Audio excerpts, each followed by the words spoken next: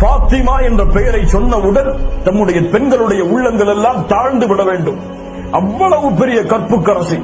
அவர்களை போன்று கணவனுக்கு மரியாதை செய்வது, அவர்களை போன்று கணவனுக்கு கட்டுப்படுவது, அவர்களை போன்று கணவனுக்கு தூய்மையாக வாழ்வது இந்த உலகத்தில் அந்த சிறந்த பெண்களை தவிர யாராலும் முடியாது. ஃபாத்திமா ரலியல்லாஹு அன்ஹா தன்னுடைய மரணத்திற்கு பிறகு கூட தன்னுடைய ஜனாசாவை இந்த முஸ்லிம்கள் பார்த்துவிடக் கூடாது என்பதற்காக எல்லாருடைய ஜனாசாக்களும் மேலே போர்வை போற்றப்படாமல், அந்த மேலே அந்த கூடு வைக்கப்படாமல் தான் எடுத்து போகப்பட்டது. ஃபாத்திமா ரலியல்லாஹு அன்ஹா அவர்கள் ஒரு சஹாபிய பெண்ணிடத்திலே ஆலோசனை கேட்டார்கள். இதற்கு வேறு ஏதாவது வழி இருக்கிறதா?